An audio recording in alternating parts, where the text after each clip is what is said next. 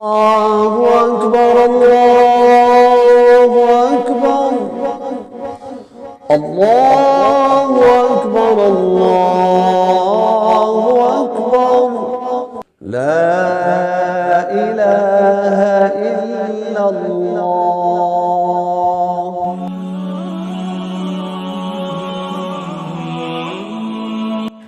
इमाम साहब खैरियत तो है? आज दूसरी अजान क्यों दी है आपने? एक अजान तो हो गई थी। भाई साहब हौसला रखें, हौसला 2 मिनट में सब पता चल जाएगा मैंने दूसरी अजान क्यों दी है। शुएब भाई आज इमाम साहब ने दूसरी अजान क्यों दी है? चलो चलकर इमाम साहब से पता करते हैं।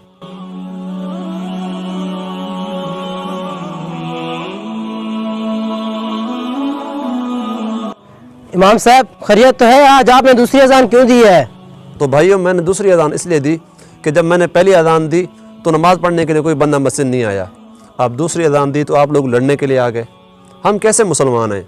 हम दीन पर लड़ने के लिए तो आ जाते हैं लेकिन दीन पर चलने के लिए नहीं आते। आपसे गुजारिश है कि वज़ू बनाएं ताकि हम जमात के साथ नमाज़ पढ़ सकें। इमाम साहब मेरे ना कपड़े ख़राब हैं, मैं अभी अपने कपड़े तब्दील करके वापस आता हूँ इंशाल्लाह। हजरत मेरे मेहमान आए हुए हैं, मैं तो जा रहा हूँ, अगली नमाज पर आ जाऊँगा इंशाल्लाह।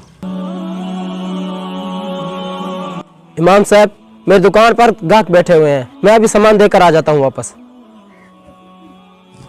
हम 15वीं सदी के कैसे मुसलमान हैं?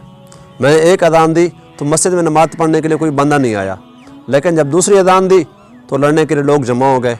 फिर जब नमाज का कहा तो बहाना बनाकर सब ऐसा ऐसा खिसक गए।